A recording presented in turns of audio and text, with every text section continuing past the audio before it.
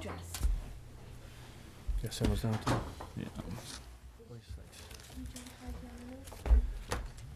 Good evening, everybody. Welcome to our regular Board of Selectmen meeting, February 4th, 2015.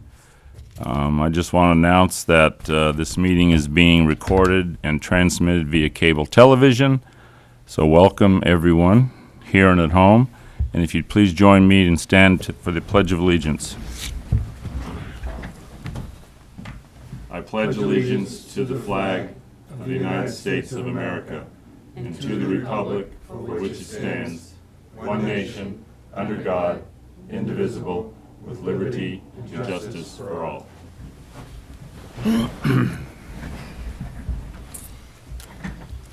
Thank you. The first order on our agenda, Town Council is not here yet, so we just got to move that back a little bit, I think. And we're going to go into our FY 2016 budget reviews. Library is not here yet, but we do have the Historical Commission. Hi, Nan. So would you mind? Thank you for being here. Oh, you're welcome. How you doing, Nan? I'm well. How are all of you? Good. I forgot my water, so I might get dry. Sorry. Anyway, so our budget. Usually I'll tell you about things we've done in the past year that kind of catches you up on our activities and then furthers to justify the amount of money that we are seeking. All right. So just briefly, in January, we participated in planning the 2014 celebration events. We had communication with Jacobs Company in regard to construction of 2 message units on Route 1 for Mass DOT, and a demolition delay bylaw inquiry, and discussions with the library personnel concerning the design and planning grant support for the library. And then in the following months, we went on to acquire some books, the first of 4 being An Age of Barns and Houses Without Names. And I tell you this because our resource center, these books we buy for our library are available for homeowners, anyone to come in and look at our resources. So we like to have resources about older homes and the trades and the history. We participated in the photo exhibit opening on February 28th, the official date of incorporation of our town in 1814, our big gala event in which you all attended. Very successful. We attended the New Hampshire Old House and Barn Expo. We reviewed the location and accessibility of the Camp Stanton Boulder for a possible Civil War preservation grant through the Veterans Office. It's hidden on a private lot, and we'd like to move it from there over to a public, or at least a less private, like maybe the restaurant, so that it can be seen by the public. Because I think, although our Civil War encampment helped to bring awareness about Camp Stanton, our Civil War military camp, Right. It's not really well known about town that we had such an important part in history. We bought a couple more books, Save America's Windows, with important how-tos on how to restore your old windows, and Big House, Little House, Back House, Barn, which is exactly what Center Farm is. It's a big house, little house, back house, barn. We met with Ted Caswell and Andy Youngren of the Capital Facilities Committee to state our needs. And we started research for the National Register of Historic Places for the Moses Richardson House on Main Street. In May, our professional preservation fellow Jonathan Appel began to repair and conserve West and South cemeteries. That's an ongoing project. We met with an Eagle Scout candidate who had a potential project of landscape enhancement and creating a better path to the town hall parking lot from the historical center.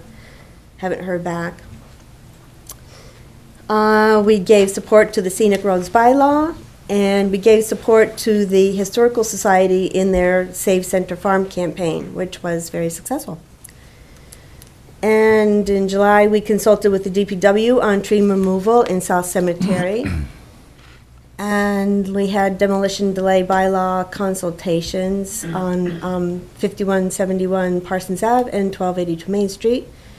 We sponsored the Antique House Tour as a celebration event for 2014, which was again very successful.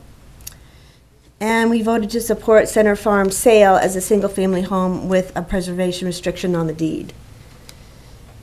We had a meeting with the Historical Assets team known as HAT, H-A-T, whose members come from North Reading, Reading, Burlington, Stoneham, Wakefield, Wilmington, Winchester, and Woburn, as an effort to create awareness with MAPC about long-range preservation planning in their various towns' master plan that seems to be lacking in their publication. And as I said, we had a Civil War encampment on South Common, sponsored by Historical Commission. And then we attended Preservation Mass's Most Endangered Historic House Resource Awards in Worcester. So it's little things we do that add up towards the end of the year that you don't realize what you've done. And we've done a lot. So our budget, and I think you have a copy. Mm-hmm. We have a Munis copy, and then we have the handout you provided for me, yeah. for 2015-16, Yep, right? that's great.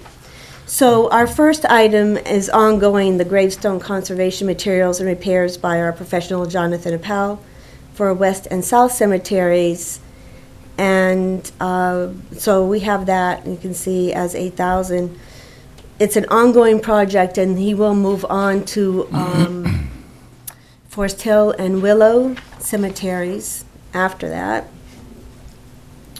That constitutes immediate repairs for endangered stones and then ongoing conservation. We would like to purchase a wrought iron fence of the era of South Cemetery to replace the one that is missing on one of the family plots, which we think would really be a nice addition to that cemetery. We have membership dues for the National Alliance of Preservation Commissions, American Association for State and Local History, and we will be joining Preservation Mass this month. So those three organizations' dues total $260. We have an inventory requirement by Mass Historical Commission that we have to maintain an inventory on all of our structures. And we are sadly remiss. We've been trying to get this project going. We had it 3 years ago, and our employee did not do very well at getting that project going. So we have to continue with that, especially since we've gotten the first preservation restriction on the deed back from the Mass Historical Commission, telling us that, some of the update things we needed to do to that document, and one of them is to have an experienced historical architectural historian do an inventory sheet for Center Farm.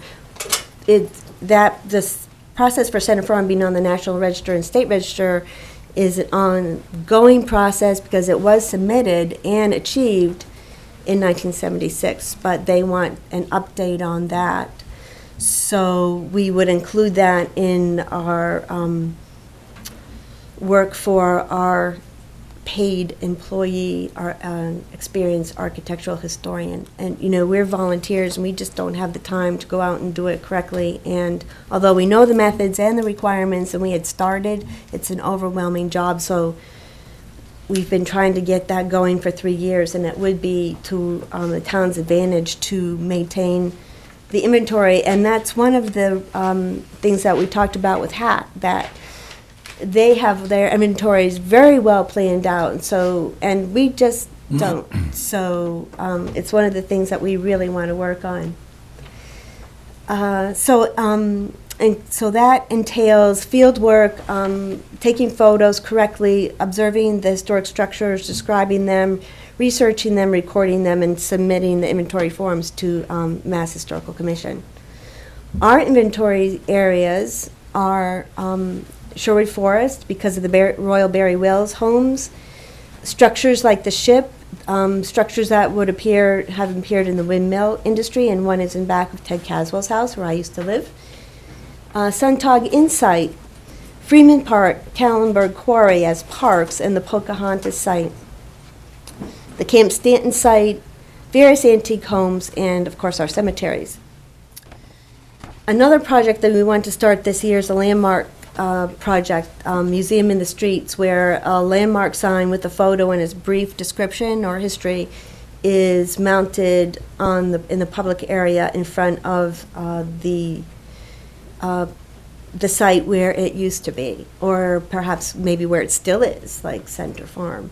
And then you do a tour with a map, and the map is available online on our site and on the side of our building, and in brochures at the drugstore or wherever.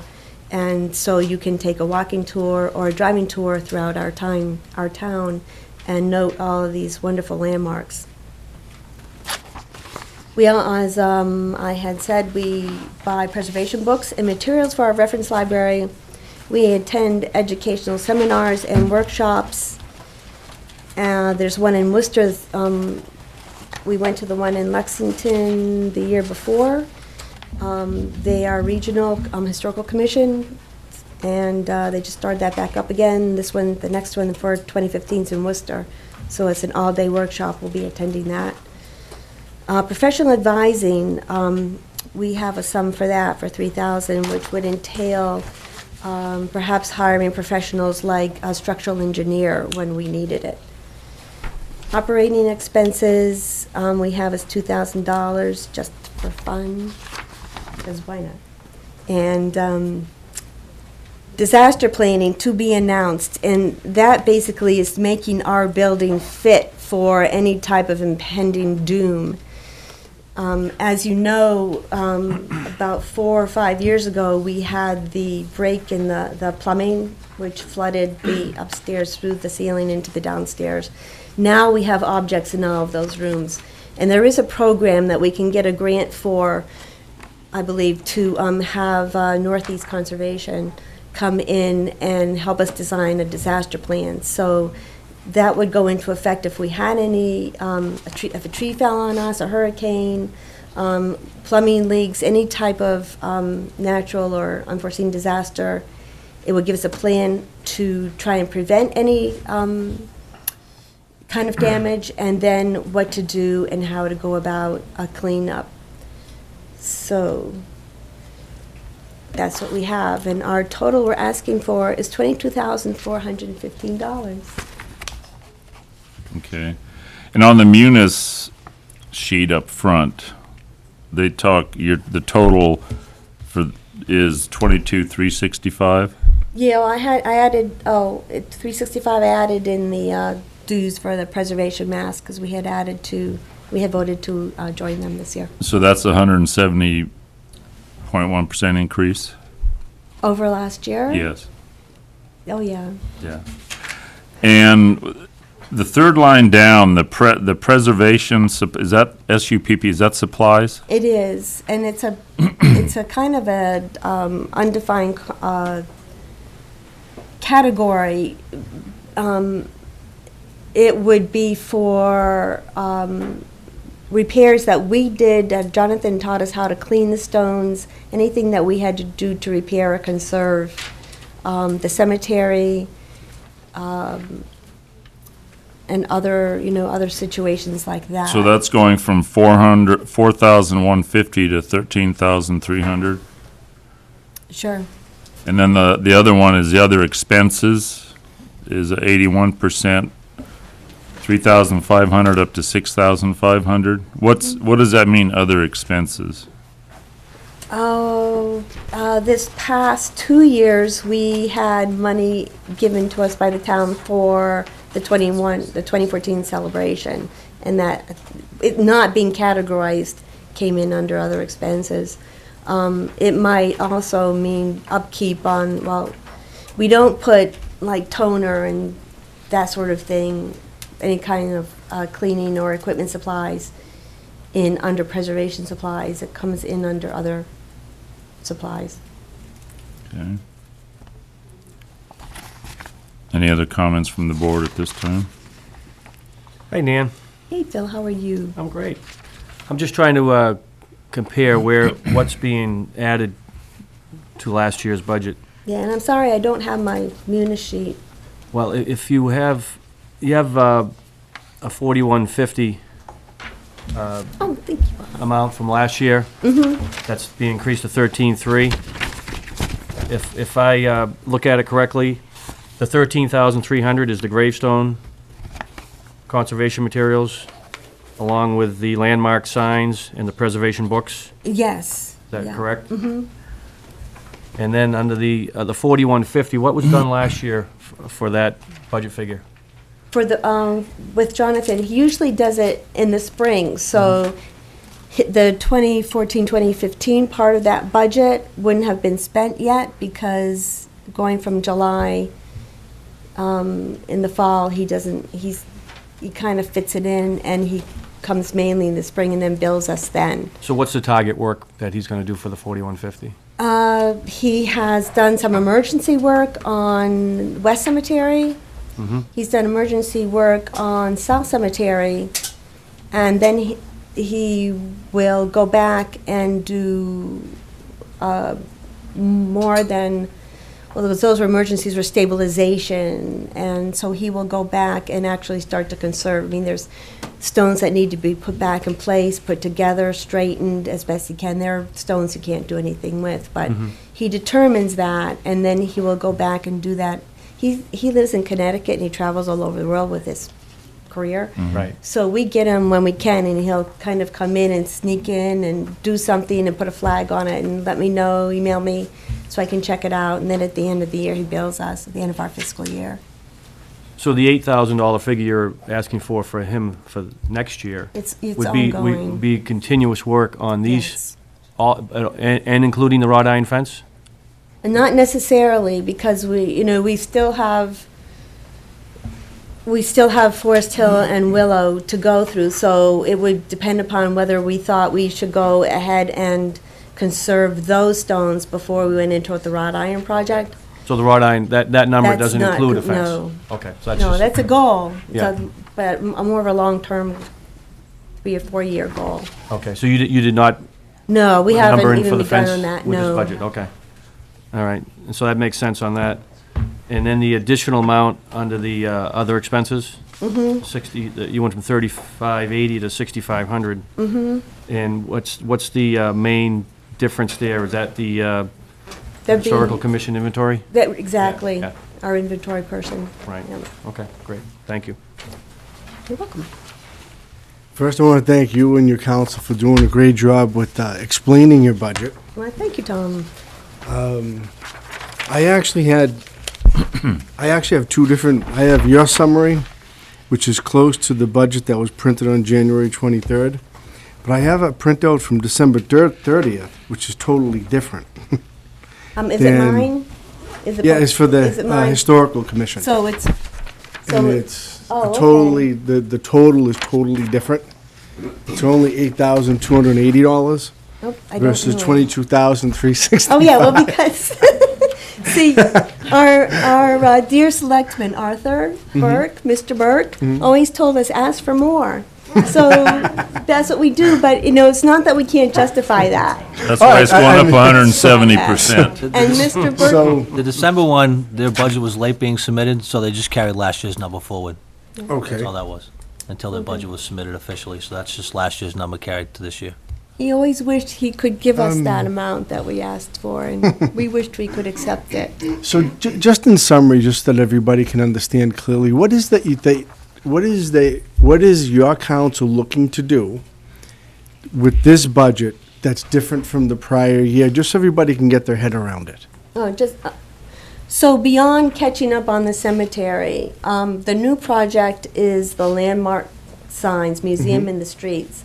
And it's been done in other towns. We've seen it in other towns. I think North Andover has started it. I first saw it in Maine.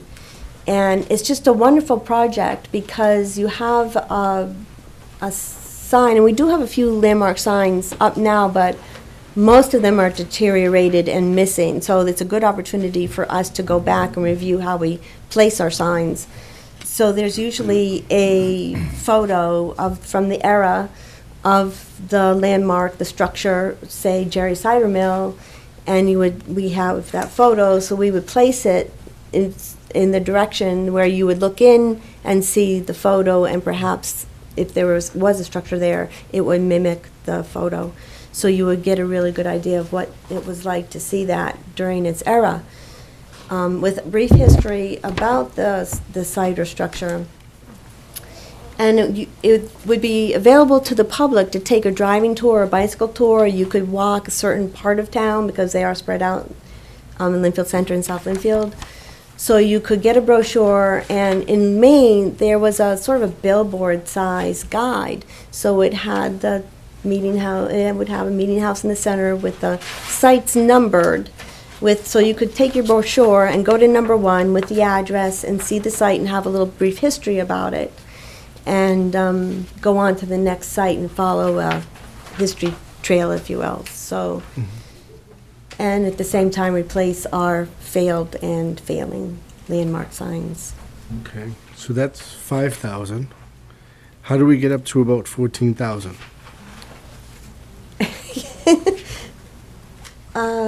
Is that the gravestone?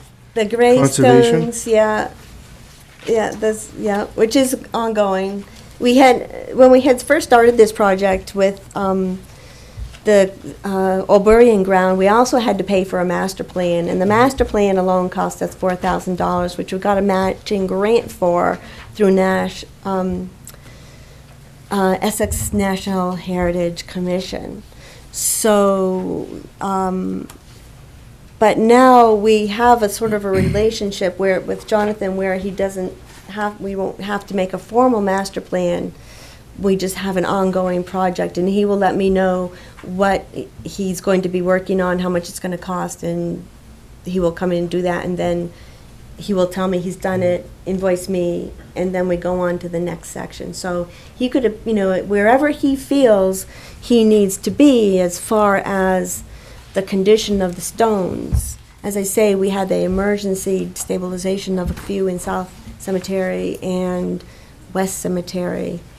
So, Did you wind up going over budget in 2014 or 15 for that? no, we tell him, okay, this is how much we have to spend for this year, Jonathan. So, and what we hope to have to carry over to the next year, so he can keep within the budget also. But the bigger budget we have, the further along we'll be with the project, and the more we'll get done and be done with that project and be able to go on to other things. So if we wind up putting $8,000 towards the gravestone conservation, how much more do you think the total cost would be for that? Not having real definitive figures from him because he doesn't really do it per stone, he does it per group of stones, that $8,000 would probably cover 2 cemeteries depending on the extent of them. I know West has taken a beating lately, and they've got some beautiful tall columns that I don't know if they've been pushed over or fallen over on their own accord, but they need to be repaired, and then he will go back and conserve what he can that are the older stones. So. So you think maybe one more allocation of $8,000 would do it, or we haven't beyond this? Jonathan and Roy and I walked Willow Cemetery and Forest Hill Cemetery, and those are all in the sort of in the back, in the rear left, and a little bit on the right of the road. So he didn't give me any indication of what he thought those costs might be, but I imagine it's going to be the same type of cost for next year. So we may be looking at $8,000 to $16,000 to finish the project. Okay. And then hopefully maybe we can restore a wrought iron fence and keeping in with the period, and that would be nice. Okay. Thank you very much for the time that you and your committee put into this. Why, thank you. It certainly explained a lot. I just needed to understand what we're adding, coming back again, what's it going to look like next year. We're going to be asking for the same Well, thing and again. sometimes, the only way you can tell he's been there other than a repair is the stones might look a little cleaner and it might look a little better, but, it's not gonna, it's not. Not going to look be nice and totally- shiny? No, it's not gonna look really shiny. But, Thank you. you're welcome. I don't have any other questions. I don't know. Okay. I'm good. Thank you, Nan. Appreciate Thank you, it. Nan. Thank you. Appreciate it. Thank you. So very while much. I'm on television, I'm I'm just going to say everyone is welcome to come to our historical center and see what the commission and the society is doing over there. It's a resource. It's for the public. It's where our archives are, our history of our town. There are things that happen here that you would not believe. It's so fascinating. And I welcome all of you to come and visit us and make an appointment. Come on over. Thank you. Thank you. Thank you. Okay, we should get back on track with our agenda. So I see Mr. Mullen is here. And thanks for being here, Tom. Update on Pearly Borough property is the I- first. Excuse me, I need to recuse myself. I have a prior business relationship with this owner, so to err on the side of extreme caution, I'm going to step out of the room. If you could just come get me when you're done. I will. Thanks very much, Mr. Chairman. I'm sorry for being late. I was at the Wakefield School Committee. They met at 6:30, and I kept insisting I have an That's- appointment at 7. That's fine. Just glad you're here. But we have good news, finally. At long last, after a saga that lasted more than a year, and only after the plausible threat of imprisonment was issued by a Superior Court judge, the defendant in the Pearly Borough case removed all 5 of the underground storage tanks, and I am informed properly disposed of them. I understand that the licensed site professional who was hired by the defendant found evidence of contamination around one of the 5 tanks Right. and notified the Department of Environmental Protection. That, I understand, is not too concerning. I've been told that it's not a very great amount of contamination, but whatever the case may be, it's not our issue. It's a DEP issue. Our issue was the removal of the tanks because we have a bylaw on that. And that kind of thing is regulated at the local level by the fire department. In fact, Mr. Pedotto acted faster than the judge required. The judge merely required that by February 12, he show up with evidence that he has a contract with a contractor and that the contractor has agreed to do the work by March 31. And instead, all of the removal has been done. Going forward, I think in this case, there's only one thing that we can do and that I propose to do, and that is to demand that Mr. Pedotto pay the town's fees and costs incurred in connection with the contempt proceeding. Those come to about $3,600. And so I will file a motion to seek an order of the court requiring Pedotto to reimburse the town that sum. And I'm fairly optimistic that it should be granted. Let me anticipate some concerns. No one is happy with the appearance of the project, of the site. That, however, is not something that we can deal with. First of all, that's beyond the scope of the complaint that I filed. My complaint was limited to the public health problem of those 5 tanks. And second, we have limits to just what we can do through the building inspector or otherwise with respect to ugly, dilapidated even buildings. A building has got to be pretty dilapidated. Basically, it has to be open to the air and to the weather before the building inspector can issue an order that it be closed up, and it's got to be a real health hazard before we can order that it be removed. With that, I'm happy to try to answer any questions. So right now, the buildings will pretty much, they're going to stay there for now? Is that? I'm saying that unless the building inspector or the health department determine that there is a basis to order their removal, which previously they have not determined, Right. then there's nothing I can do to force them to come down. The contractor, there is a contractor that has applied for a demolition permit for portions of that site. They have not filed the asbestos report yet. Okay. So until, that was as of yesterday morning, and until Jack gets that, he can't issue a demolition permit. Right. So we're waiting on, they've had the professional out to test for the asbestos, but he's not filed the report as of yet. But Jack's on top of that. and Jack's on top of that, I yep. know the health department, Kristen's been involved too, so. She has to review the asbestos report. Right. And sign off before And Jack once can that's issue the done, then we'll demolition. see Then where we can that issue a goes. demolition permit, yeah. Did I understand they were only looking to take down the main building that was closest to the tanks at this time? That is my understanding, yeah. Tom, you all set?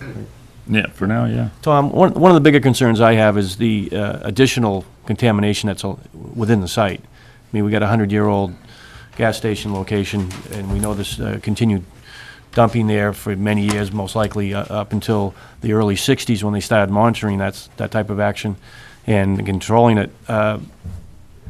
Do we have any leverage to get the 21E done or get some other additional testing done throughout the entire site so we can be assured that the environmental issues don't spread throughout the whole 3 acres? I think we would have leverage only if the owner wanted something from us. And of course, he does want to sell the property for reuse in various ways that may require zoning relief from the ZBA. Or potentially other relief, maybe even rezoning by town meeting. I think we should be alert to possibilities to exercise that leverage. At what point can we insist that we get a 21E done on the property? Well, you can't insist on a 21E.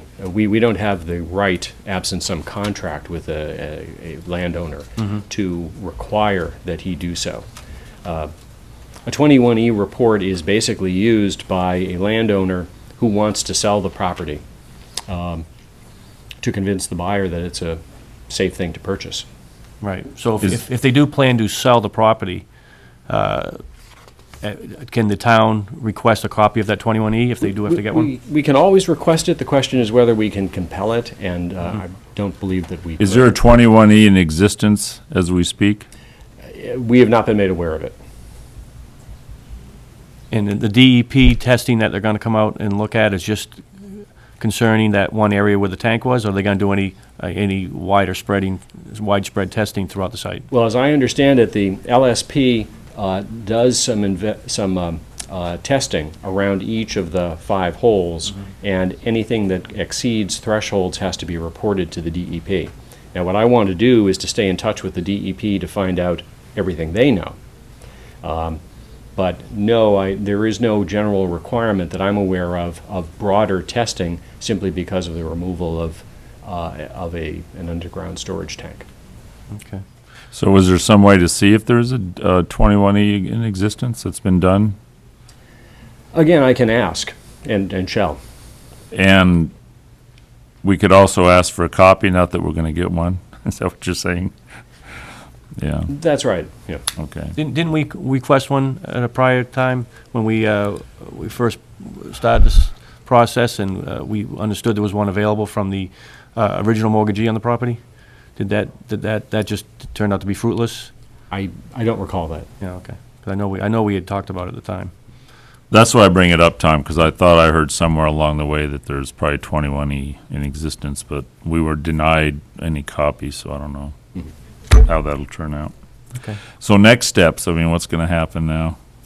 Well, again, the next step is to try to recover some money from the town, because there's no excuse for your having had to pay me to force Pedoto to do something that he was ordered by a judge in August to have done.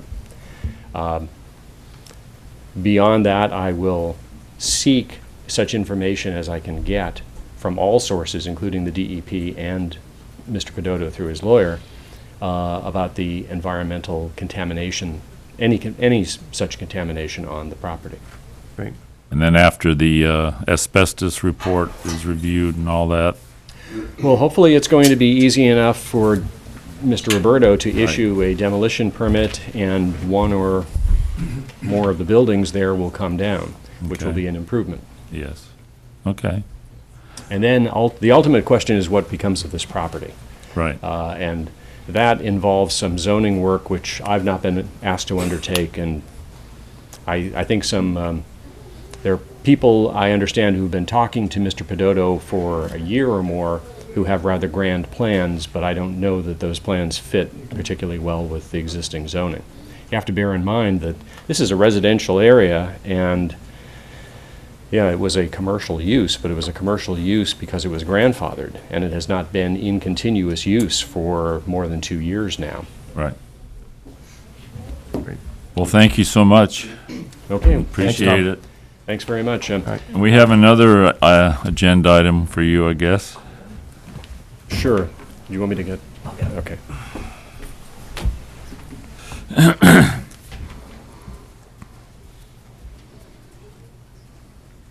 Delegation of response to open meeting law complaint.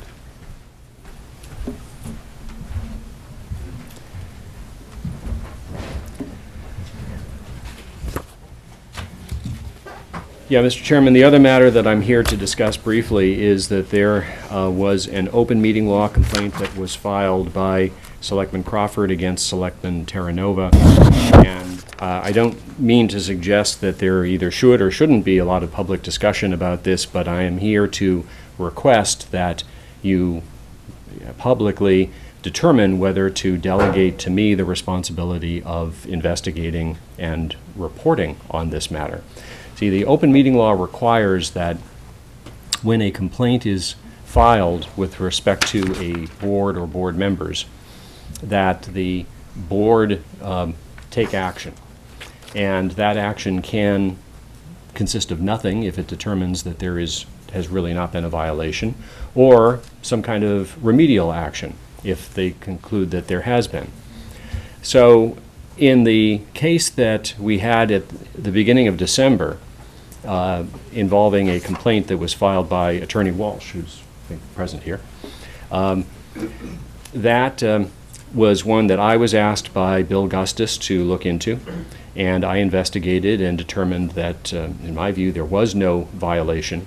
So I wrote a letter to the Attorney General summarizing my findings and my conclusions, sent a copy of it to Attorney Walsh, and in the lawsuit that ultimately morphed out of that, the 3 registered voters case now pending in Essex Superior Court, it's been contended that the selectmen should, in December, should have acknowledged in open session that this complaint existed, and if they were going to delegate it to me to investigate, they should have had a vote to do so.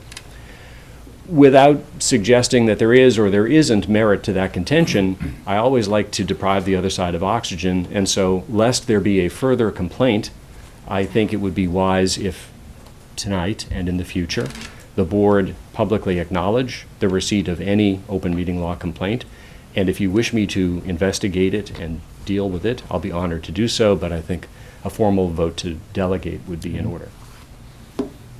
So do we have a motion?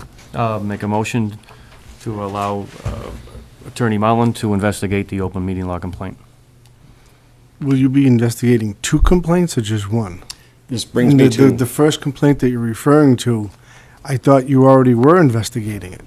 I had started to look into it, but I'm now asking that there be a formal vote because the plaintiffs in the 3 registered voters case take the position, we don't yet have word from the court about how the judge feels, but they take the position that there should have been a formal delegation.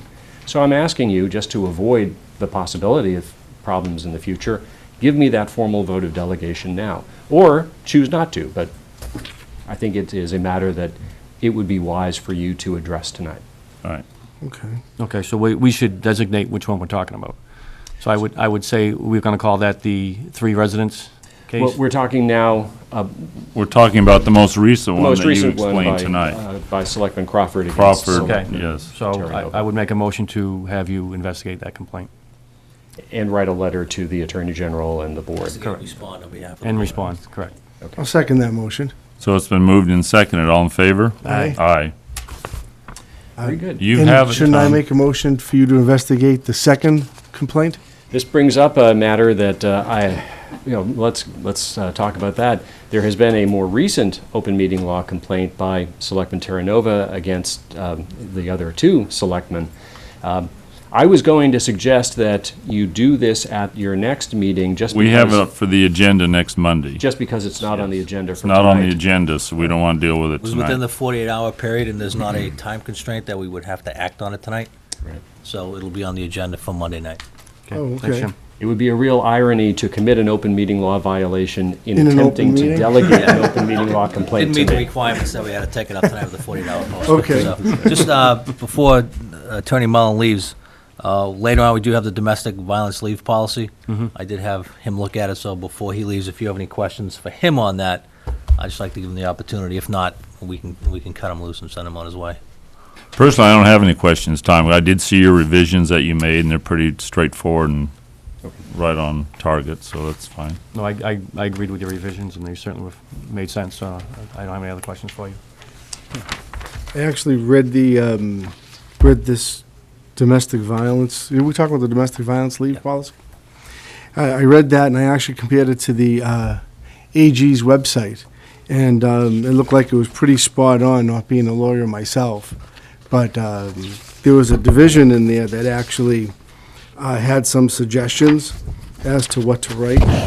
And what was it? There was the Fair Labor Division on the State Attorney General's website that gave a sample to generally follow, which this was pretty close. Okay. Maybe worded a little differently, but pretty close. So, yeah, I have no questions, and it's good that we adopted it since it passed in August.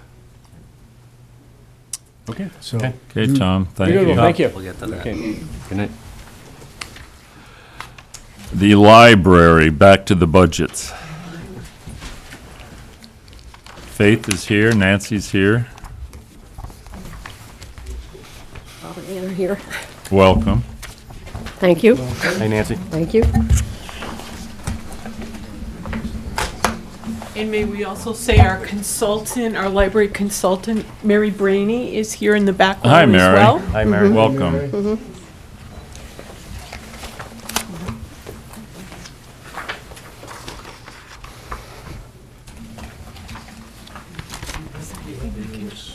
Want me to pass anything out for you? Yeah. Yeah, I do have, we have the munis one.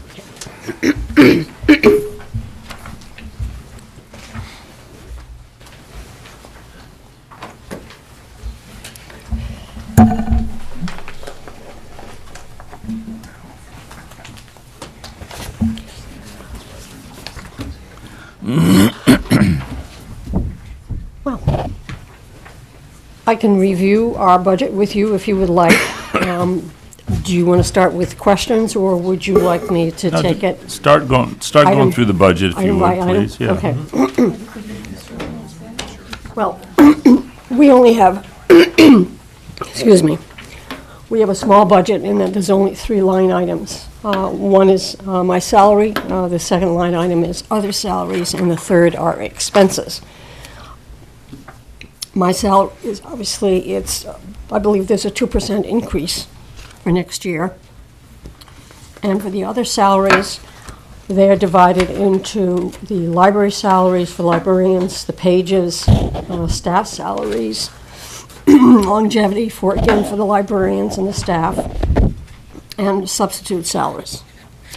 Right. The changes, in addition to the 2% contractual increase, are a movement from one of my department heads, circulation manager, from staff into the librarian or the department head category. She has been doing these functions for years. She supervises the largest department, the circulation staff. So all, in effect, we have done, and we did this through contractual negotiations, is give her the title and effect the grade level that she is deserving and that other departments heads have. So that represents about an $8,100 increase per year in her salary. Longevity, the staff longevity, there are now 3 employees, and the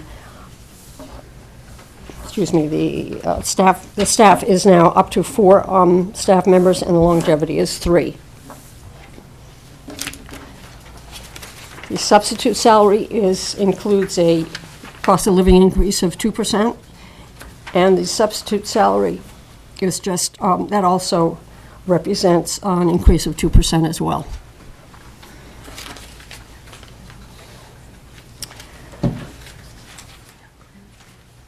We have a arrangement with our consortium to take care of our personal computers, our network printers, as well as our laptops. And it's about the best deal in town. $110 for each item for 1 year of service. So if they have to come in and work on something 50 times, they will do it for exactly the same amount of money. Right. So we have 37 PCs, laptops, and network printers for the princely sum of $4,562. Our phone, we had an increase or an upgrade in our phones this year, and we have a certain amount of capital funds left, which will apply to the maintenance contract that will start next year. We didn't know exactly how much our, actually our monthly phone bill is going to be doing, because the telephone is going through a restructuring as far as their billing is concerned, so we estimated it at $60 a month, and it seems to be coming in at that so far. Rest of the expenses are materials, which is fiction. Before that, we got postage. We have our office supplies as well as our technical supplies, and we belong to a cooperative, Mass Higher Education Consortium, so we're able to shop around for the best prices as far as our technical supplies are concerned. Our materials are adult fiction, our youth materials, which include toddlers, children, and YA, our reference books, which are reference standing orders, and databases. We also have a staff copy machine in there, and we have program supplies, which is primarily used by our youth services librarian. Now, the staff copy, I'm sorry, the staff copy machine, it's going down 38%? Yes, it did. It did. I mean, it's not an overwhelming amount of money, but it's just. I know, Yeah. it did go down, and our other copy machine went up. We have our magazine subscriptions, and we also have finally travel, which we have increased because we've been doing a fair amount of traveling to our consortium headquarters. We're also doing a fair amount of travel for our visiting other libraries for our planning and design grant. And we have our Noble Consortium fee, which is $38,000. And we have our computer and peripherals, which is $13,500. So I think our increase is about 2.23%. 2.3%. I believe so, over last year. For what you do in the library, that's Thank you. a very tight budget, I must say. Yes, we do run a And you very tight operate budget. very well on a tight budget. Thank you. Thank you very much. You do a great job there. Thank you. Does anybody have any questions on those My line questions items? were answered. I don't have any other Okay. questions. Hi, Nancy. Mary? Okay. How are you? We had met a couple of times on this, and it was a pleasure meeting Mary and going through the processes of your expansion plans. The one thing I noticed on here was your salary. Yes? It didn't seem to be a 2% increase. Am I? Well, technically, our salary increases do not appear in our budget. They come from another account. Okay. So what you may be seeing is, I think that basically is the reason. It doesn't come up through our budget. I don't think any of the department head So the salary. 0.4% increase is just a minor increase for what? Do we know? We're still going through all these budgets. and Yeah. trying to make sure they're all correct. Okay, Mm-hmm. all right. That has to be adjusted, that'll be adjusted, but, sorry, gotta turn my mic back on. but Julie and I have been meeting, going through the budgets one at a time, and these are the type of things we're trying to nail down at this point to make sure all these departments have the right budget salary numbers in them. So that could be adjusted slightly. Great. And the library salaries, other than your own, are primarily in the jump in those pricing has to do with step grade increases? Step increases as well as the COLA because of the contract. Right, great. Well, you run a tight ship over there, Nancy. You guys all do a great job, so I really you. don't have many questions. I have one more question. All right. With this 2.3% increase, is that good for you? You'll make it with this? Yes, Okay. yes. Yep. All right. Well, I want to thank you for coming in tonight and explaining your budget so thoroughly. I noticed that, all the salary increases are contractual, or we're shifting staff around to better situate the library. And I know I asked this question last year, and I guess I'm going to ask it again because it's such a large number. The AM fiction. In 2014, we spent $20,375. 2013 was a little less than that. In 2016, you're requesting $70,000. Well, that is a little confusing, but it is confusing because of the way these line items are set up. Fiction, or let's look at it this way, these are all adult materials, and that includes large print, audiobooks, it includes nonfiction. So what happens is, I will ask for $70,000, and we will track that internally and apportion a budget amount to each of those. So in other words, if you look back to 2014, you'll see the actual amount we spent on fiction was $20,000. But go down one, and you'll see large print, The auto, okay. audio, and nonfiction. That's how that works. But when Julie sets up our budget, she doesn't divide each of our 4 expense items for materials as we do. We track that internally. But historically, it will go through, just the way we set it up. It's just as far as an appropriation is concerned, it's not set up that way. Excellent, excellent. And all your other budget items are very reasonable. So it's to be expected, just a ordinary conduct of business, so everything, doing a great job. Thank you. Did you want to discuss our capital, our very small capital budget?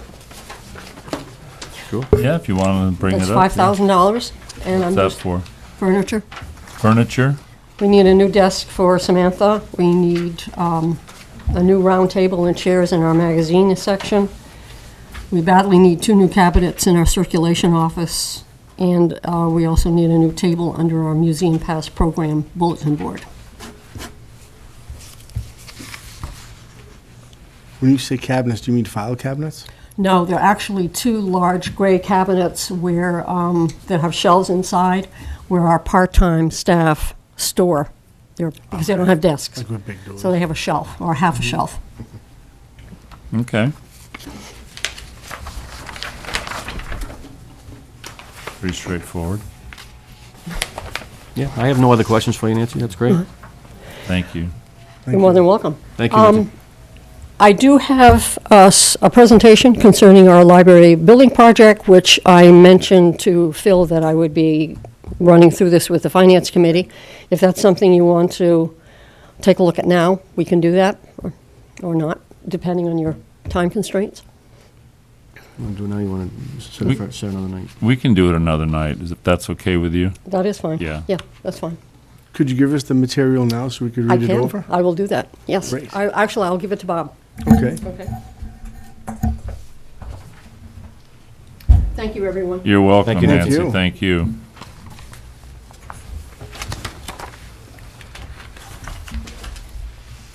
Okay, next, Board of Assessors. Chairman, Hi, Dick. good evening. Good evening. The assessing budget for FY 2015, just as a historical note, was lowered by 12% from the FY 14 budget. Department has internalized several tasks that were performed by a private contractor, and this resulted in savings for the department of about $25,000. also starting last year, the department started allocating $8,300 a year to perform a cyclical review of 1/9 of the town. 1/9 of the town was done last year, and will continue this year. Finally, $10,000 has been retained, bless you, Bless you. has been retained. I saw that coming. Here it comes again. Okay. Encore? Finally, $10,000 was retained in the budget in anticipation of hiring experts to defend commercial valuations if needed. This $10,000 will be returned to the general fund if unused. The FY16 budget will remain basically level funded with a minor increase of $1,700 to reflect a change in the assessing software maintenance agreement, or an increase, and a $2,500 reduction in personal property for a net change for the overall budget of minus $800, basically a level funded budget between FY16, 15, and 16. This year's line items include anticipated expenses due to new business at Phase 2 at Market Street. Other than that, these changes, the needs for the department are expected to remain stable for the coming year with no new expenses anticipated. Question on software. Is there something between the building inspector and the assessors? What is it, TMGEO or something? What is that software? Geo? Geo, yes. Yes, and that will enable the two departments to communicate with respect to building permits. Right. It's something that's been discussed for the last, since I've been here, for the last 2 or 3 years. And it is something that would be beneficial to both departments and would save some time and effort on both of the clerks, for Woody and Brasso, and for also Marie Gardner, my assistant. So The do you cost is have about that $3,000. software? Do We you have not that software? You don't? We have Geo software on our systems. They don't communicate. And we need to create that link between the two softwares so they can communicate. I mean, it would be nice if we could get those to communicate. It would be a blessing for both departments, yes. Thank you very much for bringing that up. So is that something we can look into? Sure. We'll be discussing it at our next meeting on next Tuesday night. That's on the agenda when he's coming in to talk about it, and the board, I think, is favorably disposed to this. Because the cost, correct me if I'm wrong, but I think it's, what, $3,000 or $1,000, yes. something like that? To get some software that would really help out the two departments? And would that help you update your assessments real time? Yes. Yeah. It will help us with new growth, which is always a contentious issue. And always is something that's scrutinized very closely. And everybody's always interested in seeing done as quickly as possible. It never seems to get done as quickly as everybody wants it to be.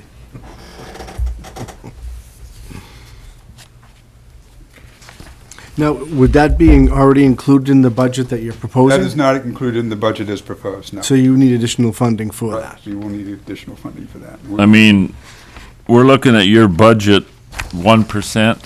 Yeah, Okay. yeah. You sure you don't need a little money for the Geo? Yeah, well, that would be great. We take our share of it, or we take the entire amount. That's fine with us. Oh, you mean split it 50/50? 50/50 or, Right. Yeah. The only reason I brought it up, Dick, I is appreciate you doing because that. it is a tool that would really help yep, it is. It is. I agree.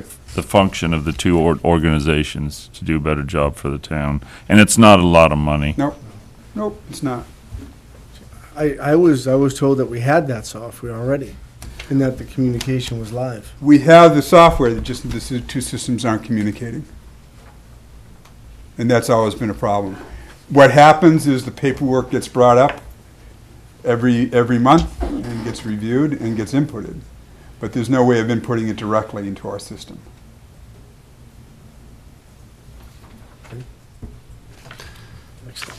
Well, it's a simple budget, Dick. It's, you got about 2% in salaries. You saved money for not hiring the private contractors, and with a 1% increase, it's as good as you can get. I like being out in the field, so that helps a lot. Yeah, it does. How the legs feeling? The legs are doing much better. Yeah, thank you. good, Yeah, good. yeah. Both knees now have been replaced. Yeah, great. Cyclical is going to continue on, right? The cyclical, yes. Yes. Yes, and that has to every year. Every year. That's, DOR is looking at that very closely, but Patriot Properties is very good about going out every year and doing the 1/9 of the town. Yeah, your budget's very, very tight, so it's well done. Thank you, thank you. We try to maintain a level budget if we can. So, any more questions? I don't have any more questions other than No, Dick, you had Yes, I have a something else you statement. wanted to bring to the board's there's attention? one other topic Dick wants to bring up to everybody.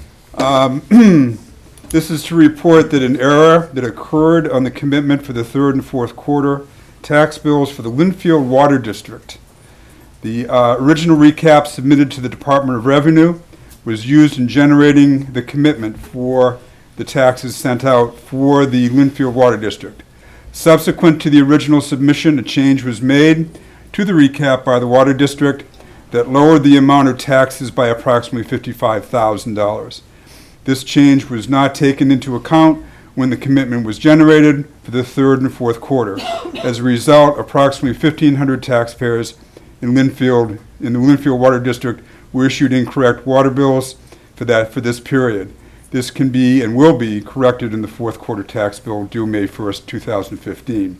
This item will be discussed further at the board's next meeting on Tuesday night, the Board of Assessors' next meeting on Tuesday night. But I wanted to inform you, I think we all wanted to inform you, everybody as quickly as possible, that this had occurred, and this became apparent today. Right. So it's like breaking news. Well, thank you for bringing that to our attention. Thank you. And the taxpayers will be reimbursed. Well, they will be credited part of the Yes. fourth quarter, Right. And what was that, about $40 a household? about So- $40. Yeah, plus okay. rough and dirty. Thank you. Okay? Thank you, Dick.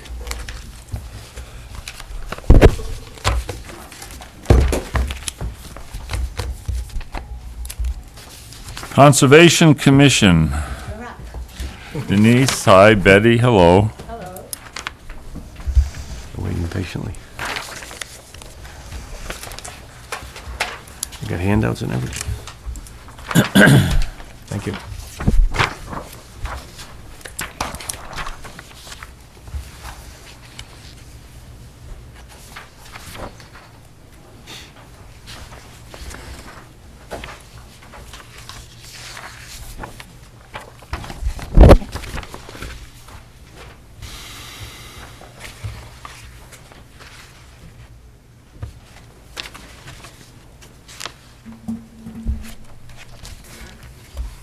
Hi Denise. So, good evening, Chairman Nelson, Selectman Good evening. Terranova. Hi, Dad.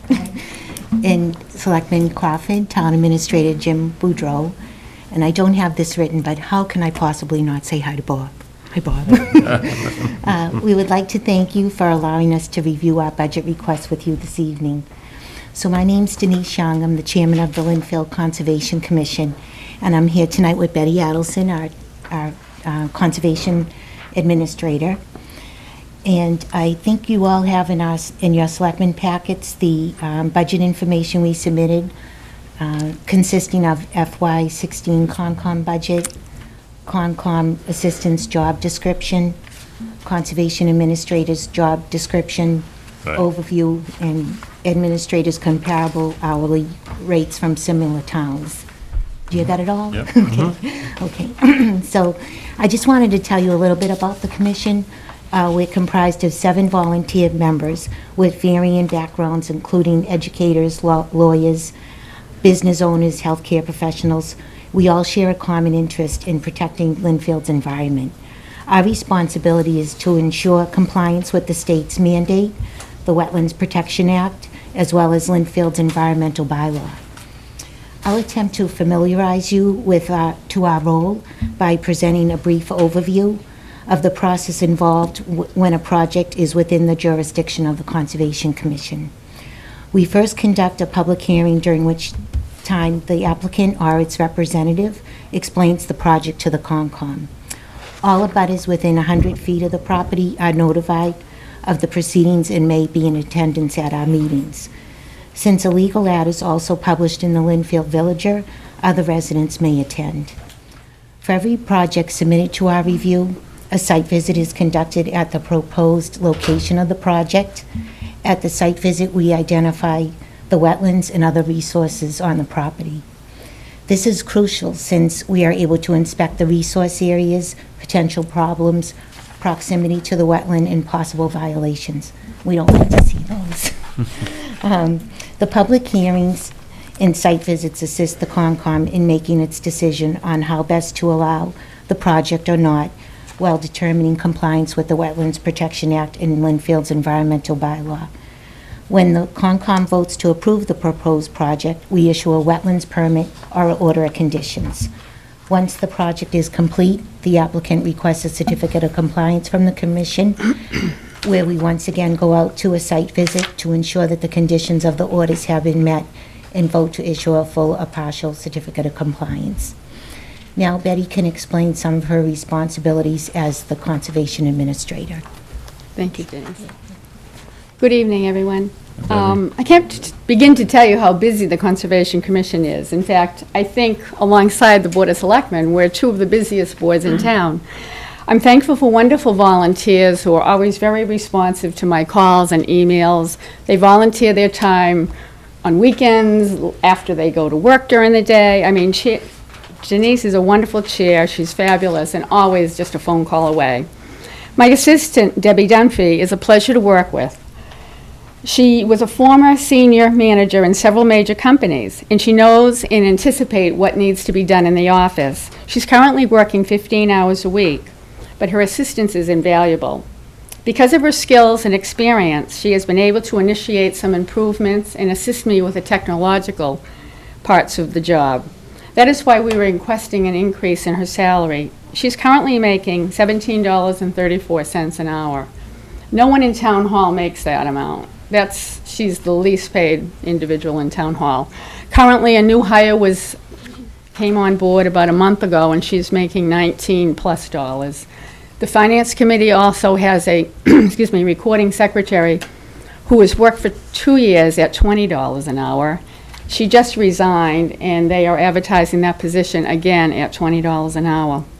So we'd really like you to consider moving her salary up for us. How long has she worked at $17.34? She got bumped up. She was at $17.10 last year. I mean, it goes up incrementally, and probably about 2%. Mm-hmm. I think she started out at 16 or something in that vicinity. Okay. As Denise mentioned, you received a job description in your packets on our first snowstorm. When I started this job 27 years ago, it was 7 hours a week, and shortly after a week or two, I realized that 7 hours didn't even get me to one meeting and take the minutes, never mind being in the office taking calls or whatever. So it's been one of those jobs. It started out, and it seemed like every few years I got 9 hours, then 11 hours. So it's been one of those jobs that's sort of morphed into a more full-time position now. And of course, the regulations have changed, so adjustments had been made in a lot of the duties that I have compared to what I used to have. I'm considerably independent. Denise is my chair, and I report to Jim, but other than that, I sort of work independently and have a lot of responsibility. I use professional expertise, critical thinking, and interpersonal skills. And I require considerable amounts of judgment. I have to make decisions in determining what courses of action should be taken. I interact with a lot of people, a vast amount, a whole spectrum of people, anywhere from federal and state agencies to lawyers and developers, contractors, residents, town boards. A small community. I mean, we have a small community, but there's a plethora of wetland resources in town, from the Saugus River, excuse me, and the Ipswich River to Beaver Dam Brook, Hawks Brook, Pillings Pond, Suntog Lake, Mill Pond, Reedy Meadow, loads of little isolated wetlands throughout town, as well as intermittent streams. So there's a lot of, when I handed out that little packet right now, just that little list of some of the projects that we currently have. The first two were just filed last week with us. One is the King Rail parking lot and infrastructure stormwater, and that's in preparation for the clubhouse. So we're hoping to get that moving along. So maybe there'll be a trailer there in a few months so we can start making tea time soon. The other project is the 433 Broadway. That's currently the Marble Building. It used to be a church right next to Donovan's Liquors and Chambers. So Chambers has a permit before us, a request for proposal to enlarge this parking lot. And they'll be tearing down that structure as well. So we'll be meeting on that. And I believe we'll have some neighbors there for that. So as I stated in the job description, I'll just highlight a few things. I manage the administration and enforcement of the state's Wetlands Protection Act, as well as the local environmental bylaw. Denise and I are pretty proud of that. We came to the town meeting in 2005, got to the end of the meeting, we started our presentation, and halfway through our presentation, a resident who was an engineer called for quorum, which we did not have at that point. So we had to come back to the continued town meeting. So we contacted a lot of people, and the commission contacted all the environmentalists we knew, and we passed. It came back, we had enough people, and we got our bylaw in place. So that's pretty, we're pretty proud of that, because it doesn't affect the individual homeowners or the house lots. It's more for commercial development, subdivisions, or newly created lots. So if you look at our growth that we've had in the last few years, the golf courses were huge. I mean, of course, it's Market Street, but we've captured Chambers, Kelly, Donovan, I mean, everyone pretty much on Route 1. We have a daycare center that went in on a single-family house lot, which normally wouldn't have been under our bylaw. But because it was a for-profit business, Tom Mullen ruled that it was jurisdictional under our bylaw. So we've brought some jurisdiction in under our local bylaw, which gives us a 25 no disturb and a 50 no build area. So again, under the Wetlands Protection Act, you can really build right up to the edge of a wetland.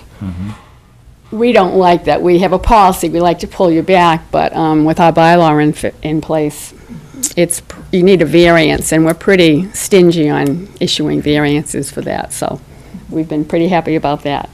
I also assure legal requirements of the Wetlands Protection Act are met, and I issue wetlands permits and usually author the language with the special conditions that goes with that.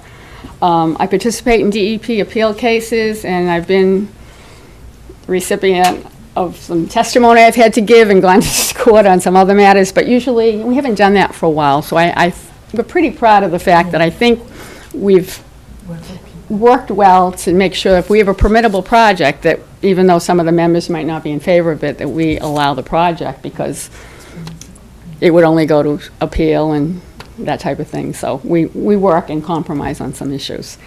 I make recommendations to the Conservation Commission at meetings and site visits. I conduct pre-construction meetings on every project that goes before our board, meeting with the homeowner and the contractor, just making sure that they understand what's going on as far as the orders, and then I go back and do some site visits. So site visits are pretty key in our business. Picture's worth 1,000 words, so if you see a plan and then you go out to the property, and that's when you really see the slopes and the elevations and the vegetation, sometimes violations, sometimes we see a lot of good things, and, you know, makes it nice, but it gives us a better handle on what people are looking for, especially jobs that they might want to fill an area, and we're concerned with some neighbors and some flooding in that vicinity. One of the major requirements of my job is the stormwater. We have a new stormwater bylaw in town. It affects any disturbance of an acre or more. So that's an upland area or a wetland area. So when that came about, they put us in charge of it. So it's sort of another little hat we wear. But the Wetlands Protection Act and the stormwater bylaw say that any new development of, there's certain requirements as far as the size, but they have to contain all the stormwater on their site. They can't run it off to neighbors and do that type of thing. So there's that facet. Plus, the stormwater facility needs to be pre-treating the stormwater prior to discharge eventually into the wetlands, is where all the water goes in town. So for your information, all the commercial projects in town recently have come before the commission, and that's the list I gave you. If you have any questions on that, I mean, we've seen Phil on the fields, and we did the greens of the King Rail last year, and this year they'll be coming back in again. Kelly, Cadillac, Kelly, I mean, right down Route 1 you can go. As for my position, I put a lot of work in over the past few decades, bootstrapping the Conservation Commission from that 7-hour-a-week job in 1988 to what it is today. I mean, when I started out, I shared a desk, a phone, a typewriter, and with a former planning board person. So, you know, as I said, it was one of those deals where I've come a long way. I appear to be on the lower level of what's being paid in other communities. I've called different communities. I've looked at the MMPA rates that they have, and noticed also that some communities have 2 and 3 people on their staff. I mean, we've been pretty lean on ours. I mean, this is the first time we've come for a really major increase like this. We pride ourselves on watching the budgets. I mean, we know how the budget works, and we're very good about, I recycle some things that I find people are throwing out. I mean, I'm really pretty good about that. And I've always tried to keep costs down. The salary comparison sheet that I gave to you last time, I think it's pretty reasonable to assume that that's fiscal year 15. All those people are pretty much going to be getting a raise for this coming fiscal year 16 in the other communities that I'm speaking to. So I'd like you to please consider our request for the salary upgrades for myself and my assistant. Thank you. Well, thank you. Thank you, Betty. And I just have some closing remarks, if I may. Okay, sure. Okay. Thank you for listening to our presentation. Betty and I are currently completing her performance appraisal at Jim's request, and I will submit that to him within a week or so. I fully endorse the salary increases proposed for Debbie and Betty. They are both very hardworking. Debbie is the glue to the Concom office. She is intuitive, productive, and efficient. And Betty, as you can see, is very knowledgeable in her field, personable, and interacts so well with all the residents, consultants, attorney, and engineers. And I hope you all react favorably upon our request. Thank you. Thank you, Thank Denise. you. Thank you. Do you have any questions on any of the line items? We also had small increases in dues and seminars. No, I don't really, I mean, it's pretty straightforward to me. I don't have any questions. I don't know if anyone else on the board has any. How many years has Debbie been there? She's in her 3rd year. 3rd year? Great. When she first came, the job was pretty much taking minutes. So it was 4 or 5 hours a week. At one point, I had asked for an assistant, someone that could help me going out on sites and doing that type of thing. So I think the compromise was that we would give my minutes taker more hours so that I was still out in the field all the time, but that person would be in the office, and Debbie's very good with technology. So Munis, she's on there all the time. In fact, I have a consultant that helps me with the stormwater because he's an engineer and I'm not. So in the Munis system, say I have $200,000 sitting in that account. That's what accounting tells me I have, but I have to keep track of Windsor Estates, Grandview Estates, Market Street, Life at Arbor Point, King Rail. I mean, so we need spreadsheets. I used to have little stickies that I would write in the file saying, oh, he gave me a check for $2,000 and I paid a bill for $1,000, you know what I mean? So we got more professional as I got technology in my department. So she's helped a lot in that vein. Yeah, no, she's done a great job also on the Fields Committee. Yes. And keeping our On the minutes straight on and that too, straight, and does a great job with that. I did notice with, as your position and your work has increased over the years, the workspace you have to work in hasn't changed at all. You're down there in that little shoebox, and that's hopefully going to change when we I'd start invite everybody to come reshuffling look. everybody here in Town Hall. I particularly preferred having your Concom meetings in this room than down there when we try to squeeze 20 people around a 8-seat table and have a meeting. So it certainly is a tight quarters you have down there. But you certainly got, both Denise and the committee and yourself and Debbie all do a great job. I was at several of your meetings, as you know, for the fields and some other projects that we were working on. And I was here maybe 2 to 2.5 hours one night and got to the 3 or 4 items I was here for, and then I think we were just a little past halfway on your agenda. So yeah, you certainly do a large span of projects, and it's obvious that you have a lot of work to do. So I want to thank you both for that thank and you. all the hard work you do. So thank Thank you. you. Appreciate it. Well, thank you for putting together a budget like this and explaining your requests, very thoroughly. And the packet with your job descriptions and all the different projects you're working on. This took quite an extensive amount of time for a whopping $11,000 increase in your budget. Although, the 13.1% sounds large, it's really not a huge sum of money. So, it, in the grand scheme of things, doesn't seem to be a lot. But I do have one question. In these comparisons, the only abutting town, as far as I'm referring to the compensation summary page, the closest town is Wakefield. Yeah. Did you happen to get the compensation for the other abutting towns? I didn't get a call back from North Reading. I know the person in Wakefield. Peabody's a city. Lynn, Is it that much difference in a city than a town? they're on sewer too, so they're not dealing with all the septic systems that we are. That's why I talked to Julie and some of the others on the comps that they do. I had a couple towns, and Jim had mentioned maybe that's a little larger, we'll take that off. So I tried to zero in. I mean, there's a sort of a list, with some of the Georgetowns and Manchesters and, that type of thing that's in that area. They have the population around 10, 12, 15,000. I mean, I had some towns that I actually took off because they didn't sound like they were big places, and then they ended up having like 30,000 people in them. So I thought, well, maybe that's not a good comparison. And just because we're a small town, as I said, the amount of wetlands we have in town. You can go to a community that's much larger, and they may not have, maybe they had a lot of filling going on, I don't know, but we have 300 acres of reedy meadow right there, and, I'm sure you're getting a lot of calls on people when there's flooding going on and such as that, beavers or whatever. So on this list, you're saying that these are the most similar towns to Lynnfield? The ones that would call back, I have the MMPA schedule, and that would tell you the range of salaries. So I'd call people trying to find out, and not everybody was forthright. And MACC did a study, which I participated in.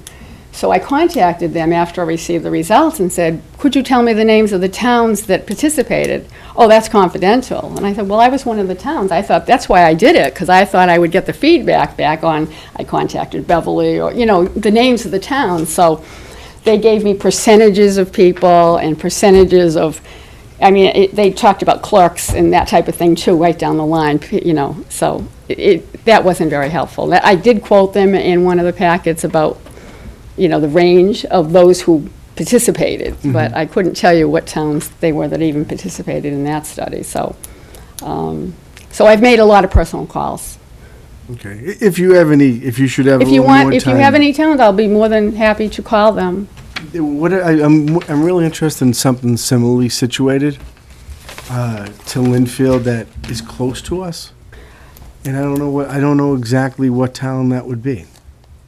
Yeah, see, Danvers and Beverly, I've called those are cities. Oh, well, Danvers is a town, but it has a town planner. We're very lean in Lynnfield. I mean, we don't have, like Wakefield has 4 or 5 engineers on staff. We have 1. So comps are hard when you're trying to compare. I did Manchester, and Jim had mentioned that was coastal, but I don't know how many inland wetlands are in Manchester as well, so sometimes it's a mix. Gloucester has both, Ipswich has both, Right. So. Well, you can use your own judgment to maybe provide just a short list of maybe Additional 3 or 4 ones to that? towns Okay. that you think are pretty similar to us, because I look at this, I really don't know, with your expertise, what percentage is wetlands, as you just pointed out, there's sewage. Yeah, in that's huge, that's Peabody, huge. and I'm thinking, well, why isn't Peabody on this list? Yeah. And hello, they got sewer. I know. So that's why. So I really need your expertise to figure Okay. that out, and I think that would at least help me in understanding better, the whole pay raise situation. If you have any and you want to email me, any of you, that's fine too. Betty. I don't mind making, We can compare all we want to other towns, and you know as well as I do that what we do may be more intense than what they do, and they have more staffing. Lynnfield is very lean with what we do, and our budgets are not fluffy, okay? I think with what you do and what you put in 28 years ago and the amount of hours and what you're doing today and what you've just explained to us, I mean, you can research all the towns next door and 50 miles away, but to me, you look at what you do and how you handle the situation in our town, and I don't think that's an unreasonable approach, so thank you, Dave. you're welcome. Any more Any other questions? questions? I have no more questions. no more or questions. comments. Eddie, thank you. Thank you. Thank you very much. Thank you very much. Denise, thank you too. Thank you, Denise. Thank you, Denise. Okay, next we have appointment of Charles Peabody as Special Police Officer. And Charles has actually put 40 years of service into the police department. And also excellent service to the community of Lynnfield, so I think this is something worth doing for Mr. Peabody, so is there any comments or a motion to do so? Nope, it's certainly reasonable. He's been doing this for 40 years. He's going to retire, and this will give him the opportunity to keep working after his retirement. So with that, Has Mr. Peabody, he also grew up in Lynnfield? Or has he been, he grew up in Lynnfield, so he's been here for quite a long time. So it's certainly a nice way for him to finish his career, and I'm sure he knows many people in town, and he could stay in contact with them and also continue to maybe help get him out of the house and help the town continue on with his quest. So I would certainly make a motion to approve Charles Peabody as Special Police Officer. I'll second that. So it's moved and seconded. All in favor? Aye. Aye. Yeah, the appointment is annual to June 30th. And Officer Peabody, he's retired recently, He's right? retiring, yes. Yep. He hasn't retired certainly- yet? Oh, yes, I believe he is retired. He has retired? So certainly wish him well in his retirement, and hopefully he's not shoveling too much snow. Or his snow blower is still working. Next, we have an adoption of the Domestic Violence and Abusive Situation Leave Policy. And I know, as far as I know, what I know about this, Jim, is that this was a law put in effect in August of 2014, I believe. Yeah, Chapter 260 of the Acts of 2014, any employer with more than 50 employees is required to have a domestic violence leave policy. As Tom pointed out, there's not a lot of pride in authorship of this. We copied it from the Attorney General's website in Norwell. I brought it up here. Tom made a couple changes. What it does is codify the requirements of the leave from the statute. What the town has the option to do is whether that leave is paid or unpaid. This policy would require that an employee exhaust their accrued leave, and then any leave under this would become unpaid leave. So it is a requirement by statute, and I do know that Council Mullen did provide some comments to revise it a little bit, so, And we've adopted those in the final draft. right, so it's in the final draft.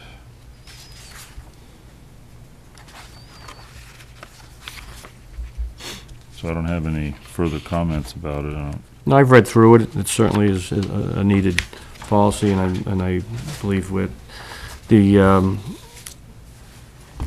effect it has on the town is that the employee would use up all their vacation, personal, and sick leave Correct. as before any unpaid leave is accrued. That's correct. Right. Is this something we can put on the website somewhere so Yep. people can see what it is? Absolutely. Excellent. I read through it. As I said earlier, it seems to be written a little different, but it's very similar to what the Attorney General's Fair Labor Division has on the website. And it's something that's required by law, so of course we have to support this and make it a reality. So With that, I'd make a motion to approve the town of Lynnfield's domestic violence leave policy. I'll second that. It's been moved and seconded. All in favor? Aye. Aye. Okay. Next one is an interest to many people, the authorization of deficit spending for snow plowing. Snow and ice. So, Jim, have we gone into deficit? Yes. yes, Yes, we have. about and- 117,000 more. Yeah, we are in deficit currently. The budget is $120,000 for snow and ice removal. The storm of the 26th through the 28th, excuse me, the Juno storm, just that storm alone was $113,000 according to Andrew. Do we have any, is there gonna be some FEMA reimbursement on that, hopefully? There was no disaster declared for that Nothing storm. declared? Not that Oh. I'm aware of, so I would doubt that there'll be any reimbursement. Usually the disaster declaration, it's not the amount of money you spend, it's the amount of damage that's caused. And because the snow was so light, you didn't see significant damage. Some of the coastal communities, we see some damage, but the state damage, I don't think that'd come anywhere close to the FEMA thresholds for disaster. So we appropriated 120,000, total expended $237,477. That's a balance that we've gone over 117,477. So it's a 197.9% increase.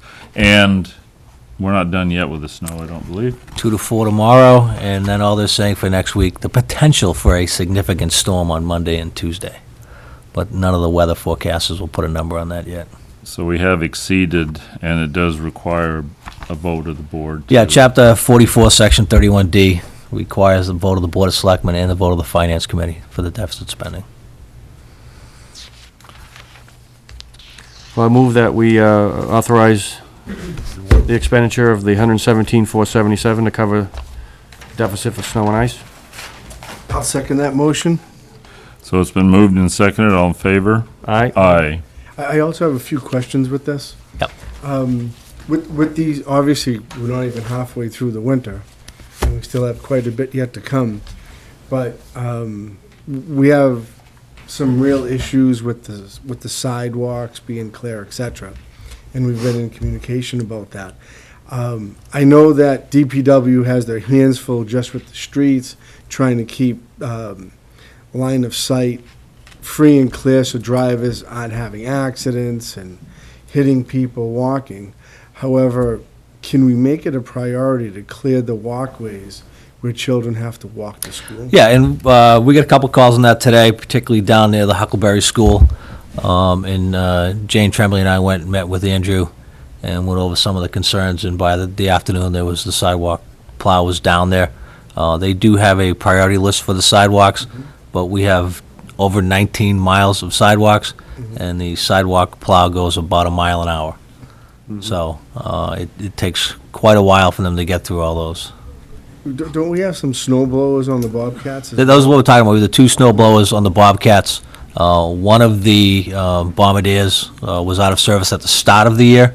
They're not looking to replace that. The second one, Andrew said at this point, the snow is so high, it's almost useless, because as it goes by, the snow just collapses in behind it, and it doesn't even clean the sidewalk. So they're just using the Bobcats with the blowers, and it takes a long time. The other issue they have is when you drive down the street, the snow that they're trying to move is actually the plow snow that's come over, and they're going through the giant mounds, and the mounds that people put at the end of their driveways when they shovel their driveways. Right. So it's not just 12 inches of snow. They're doing the best they can. They're trying to prioritize again. We had the sidewalks today that we had some issues with down near the Huckleberry on Summer Street, and Andrew had the sidewalk tractor out there this afternoon clearing those. So I think we also had a communication about the issue along Main Street. I'm sorry, Mrs. Campbell, will speak in a moment. That we had some kids trying to walk from Wing Road and Pine Hill down to the middle school, and the parents were very concerned with them walking out in the street, being, going to the... yeah, and the sidewalks approaching the schools are obviously the top priorities. Right. So when we get the snow, he gets out there, and if he misses something or it's something they didn't get to, as again today, we just set him right out there. So if there's another one out there, I know this end of Main Street up this way, is less of a priority because there's not a lot of walkers. That's farther down the list. But anything around the schools is a priority. I talked to Andrew about that too, and we talked about overtime. My response was get the schools open, public safety, and then those issues around the schools, if you need to do overtime on those, that's fine. But the rest of the sidewalks that are far down the priority list, we'll just plug away at those on straight time. Is there any way of accommodating those people with additional bus stops or something to get those kids safely to school? I'd have to talk to the superintendent about that. It's just a thought, my primary concern is the safety of the children. I'd hate to see something happen. It's such a, and especially the kids on very busy streets. And I know every child is a priority, but knowing that the children have to walk down Main Street, which is one of our busiest streets, that you'd hate to see something happen there. So if you could speak to the other... What were the cross streets you were talking about, Tom, on Main Street? Main Street going down towards Pine Hill and Wing. And today I received a communication from someone on Summer Street who has a handicapped child who, again, has no access to a sidewalk and has to assist her child a block to go down to the bus stop because she couldn't walk down the sidewalk. On Summer Street? Because that's where they were working today, so that might be taken care of. Okay, that's great. I don't know, but something like that, you need to get me the address. Okay, But it's Summer Street was 774. Summer Street was an issue today, and they were down there working on that, and he was also going to keep them a little while on some overtime if they wanted to stay. I mean, my response was, I don't think the guys are going to want to stay at this point. They've got enough overtime for now, and they're going to be back tomorrow. But those issues we try to prioritize, and Andrew's really good. If Jane or I go talk to them and say, hey, this is by the school, we get a lot of walkers. And it's the smaller the kids, the faster we want to get them out there. So the elementary schools would come ahead of the middle school, which would come ahead of the high school walkers. So Do you know if they wait for all the plowing to get done before they start the sidewalks? Is that typically Usually, the yeah. process? So Yeah. the people driving the plows that then get into the smaller machines and start doing yeah, the... they do all the plowing, they get bobcats the with the schools all snowblowers. cleared out, and then they start the snow blowing. Yeah, they move painfully slow, but, Yeah. and I know it's a lot of work, but I saw them in front of the school, Yeah. in the middle school doing it. And that's one of the reasons schools were closed on Tuesday. The roads were clear, most of the school parking lots were clear, but the sidewalks, they didn't get Yeah. to the The sidewalks. sides of the snow was up on each side of his cab as high as he was. Yeah, yeah, I was that's, trying to plow we're through it, running into yeah. problems where we're gonna put the snow, and basically it's going on people's lawns, they're not happy with that, it goes in their driveways, they're not happy with that, but, this is really an unprecedented amount of snow in a 10-day period, so they're really doing the best they can. I think they've done a pretty good job. Yeah. And Andrew, again, is pretty responsive. If Jane or I go to him and say, hey, we got this issue here, we got little kids, he's trying to make it work as best he can. I really think DPW has worked very hard through these storms. I mean, 2 big storms in a row, and it looks like it's just not ending. So I get it, they're probably all exhausted after that first 20-odd inches and follow up with another foot. Yeah. And the sidewalks, the machines are slow, it just takes time. Well, the other impact to town is the mounds of snow on the street intersections, and the traffic's being impacted a little bit because people are more cautious, going slower because you have to inch your way out, which is just part of how it is when you have these mounds of snow all over the place. Yeah. So, Yeah, I wanted to also mention an excellent job that Andrew did the other day. We had a resident that was without oil, and the oil truck could not get to their house because the plows hadn't come through that area yet, and he got the plows over there as quickly as he could, so they could have oil delivered. And the oil truck had tried twice to deliver oil over a 2-day period, and he was totally out of oil. So Andrew acted very quickly and did a great job on that, and the resident was extremely thankful. So. Yeah, they're really doing the best they can. He's as accommodating as they can be, given the circumstances. And, if we get any more significant snow, really the issue is going to be we don't have any place to put it. Yeah. And that's going to be a real issue. Mrs. Campbell, Are they going to be working on breaking down some of the embankments so that people can get out of side streets safely? I was I'd have to check on that, Mrs. Campbell. last night where I had to see the headlights on the snowbanks before I could go try to get into a street. Yeah, I'd have to check with Andrew on that, on what he's going to be working on. The problem is it's almost Where every they put single it. intersection in town. Yeah. We have that problem, so I think he'll probably look at some of the real busy ones. I know coming out of Walnut Street on the summer, you can't see anything, so that's probably one that'll be a priority. He'd probably start with the high-volume intersections, but I haven't discussed that with him directly at this point. Where do you put the snow? I mean, in the parking lot for snow? That's the question. You have a nice They do big, in Boston, I you have a nice big cul-de-sac down your street. I think that'd be a good spot. Yes, Yeah, 12 feet of snow in front of my house, I speaking know. of oil delivery. Crazy. Make a you know, I sled. know, I know when I was in Norwell, a lot of the, the parking lots for the closed athletic fields is where they would store the snow. I'm not sure what Andrew does here, but I would think maybe along the same lines, you have fields that are just closed in the parking lots, and they would store the snow there, but it's not something I've discussed with him directly at this point. And my other question was, where do we get the $117,000? Which part of the budget does it get transferred from? That'll be determined as we go. We still have to parse that and find out where it's gonna come from, but that, as we get closer to the end of the year, we'll get an idea of where there's money left in the budgets, and then have to make transfers to cover that. Because there'll be more than that. It will be significantly more than that at this point, yeah. Yeah. So, but it's early to say what department that money would come from or where it would come from, because we're only 7 months into the year, but we'll look at that as we go along. Okay, announcements. I have a few announcements, and I think, Jim, maybe you had an announcement or two? Yep. But the town clerk, she asked me just to remind people that nomination papers for the year's local election are still available, and they're due back in her office the 23rd of February up to 5 p.m., so we only have a little over 2 weeks. And there is a Board of Selectmen, 3-year term. There's a town moderator, 1-year term. There's Board of Assessors, 3-year term. Library trustee, there's 2 positions for 3-year terms. School committee, there's 2 positions available for 3-year terms. Planning board, 5-year term. Housing authority, a 5-year term. Now, some people have drawn papers on these, so we'll see how things move along. But if anyone's interested in any of these positions, please take the papers out and talk to the town clerk. The 2015 dog licenses, and she wanted me to remind people that they are now available in the clerk's office, and you have to show a current rabies certificate to get your dog license. So please remember to register your dog no later than February 29th to avoid any late fees. And the last one that I had was the 2015 annual town census forms are now due to the clerk's office. If you haven't returned one, please do so as soon as possible. If you didn't get one, go to the clerk's office or call them and they'll send you one.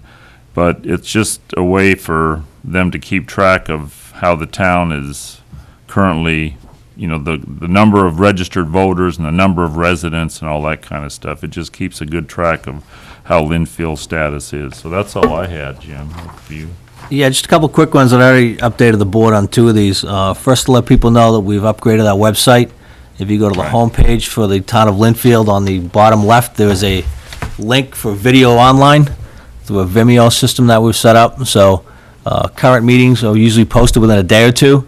And as we're going along, we're posting older meetings, so the October town meeting's up there, so people who are looking, for whatever reason, who really want to watch this meeting again, it will be posted within a couple of days, and you go to the website and we watch meetings. And again, we'll be building that library as we go along.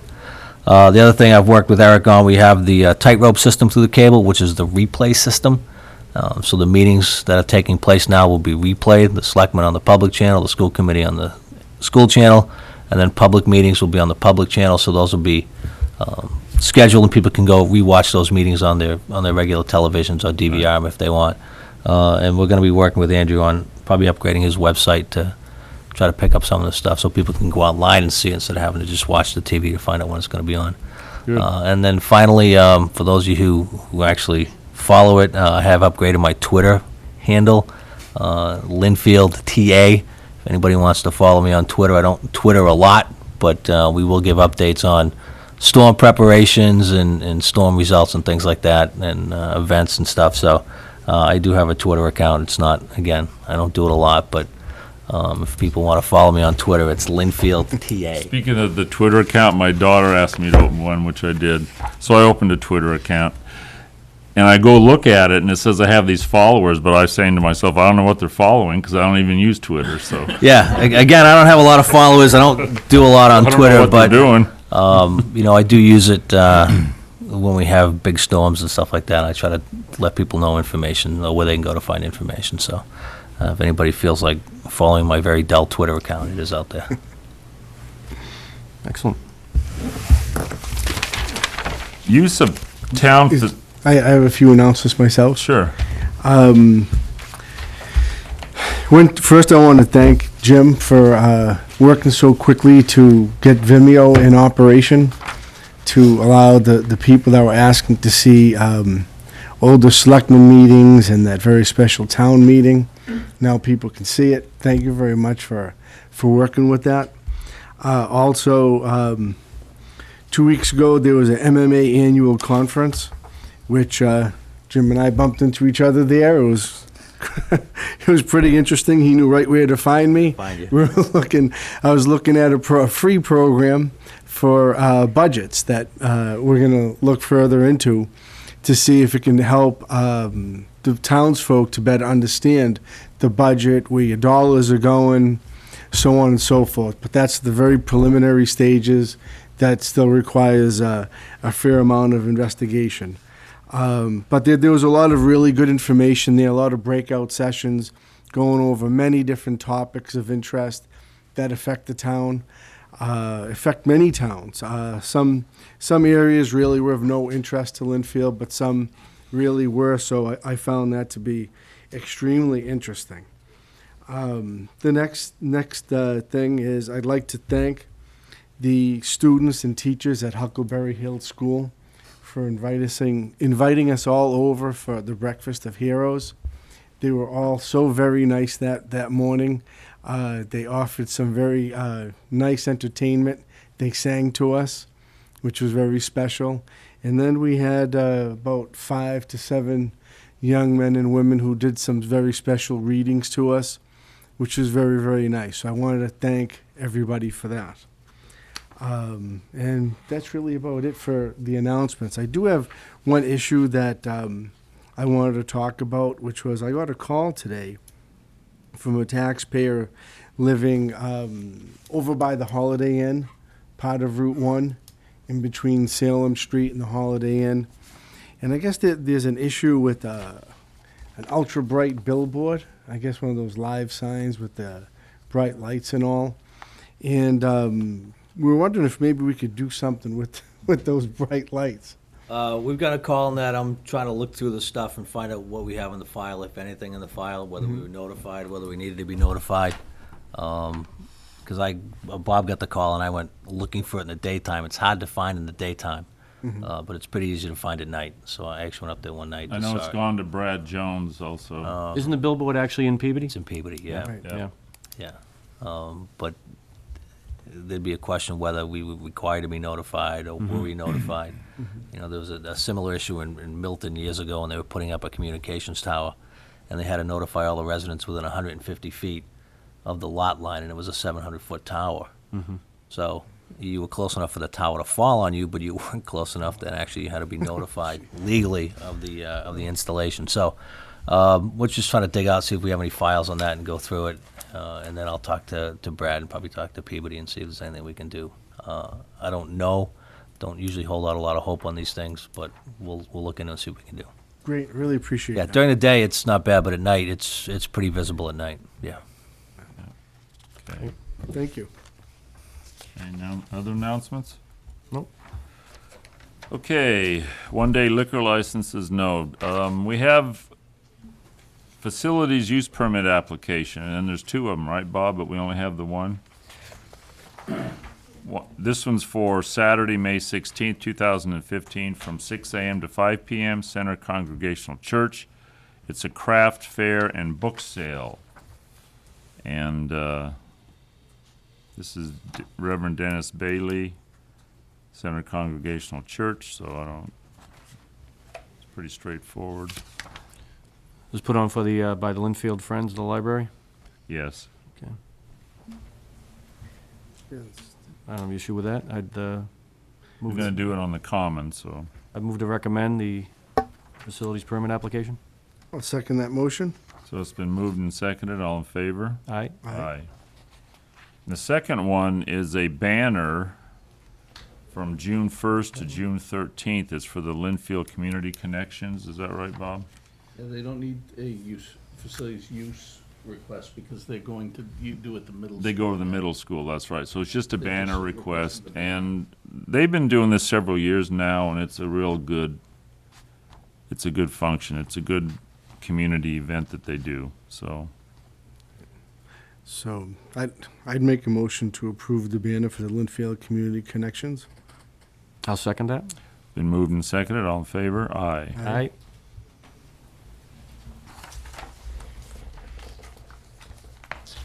Okay, we have Board of Selectmen regular meeting minutes for December 15th, 2014.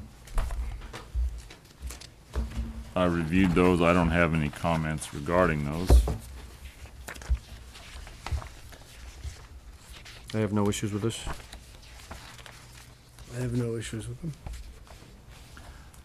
I move that we accept the meetings from December 15th. I'll second that motion. So it's been moved and seconded. All in favor? Aye. Aye. Aye. And we have Board of Selectmen regular meeting minutes from January 5, 2015. And I don't have any issues with those either. I had a question. Well, the second page, third paragraph down, second line up in that paragraph, it says for monitoring wells and outfalls. I think that's the outflow valve that we were discussing. That's what I Okay. had in my note. Okay, is that right? Outflow valve.